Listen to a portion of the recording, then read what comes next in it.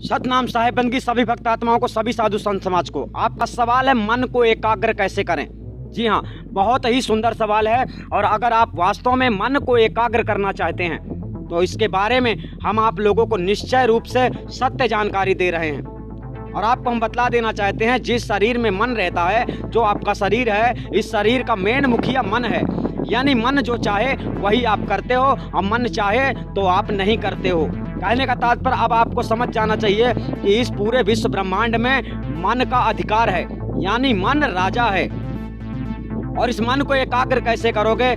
यानी कि एकाग्र का मतलब होता है किसी ऐसी जगह चले जाओ जहां कोई और ना हो, जहां कोई तुम्हें तकलीफ ना पहुंचाए।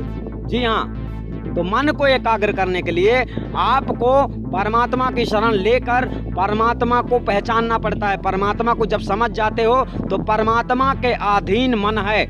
मन इस संसार में और कहीं भी एकाग्रता नहीं बना सकता है। यानी आपका मन, अगर आप एकाग्रता से रहना चाहते हो, एकाग्र रहना चाहते हो, तो आपके लिए एक ही रास्ता है, सतगुरु की शरण।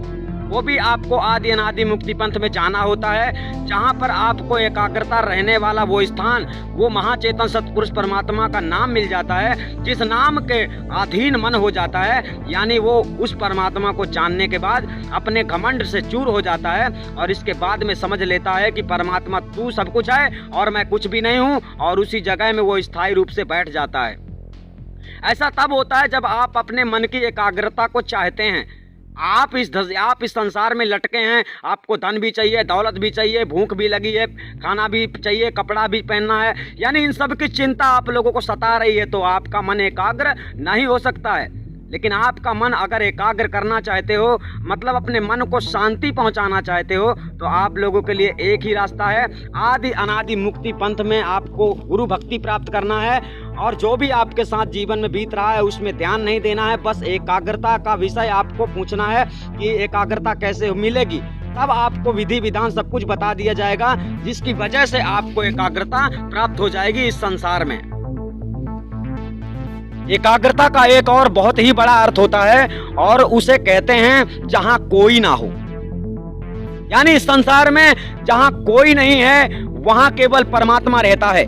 और उस जगह में जब आप जाते हो, उस जगह को जब आप प्राप्त कर लेते हो गुरु के माध्यम से, तब आपको एकाग्रता मिल जाती है। यानी आप संसार से मुक्त हो जाते हैं, आप संसार को छोड़कर एकाग्र रूप से रहते हैं। आपका मन एकाग्र सतपुरुष परमात्मा के चरणों में लगा हुआ रहता है।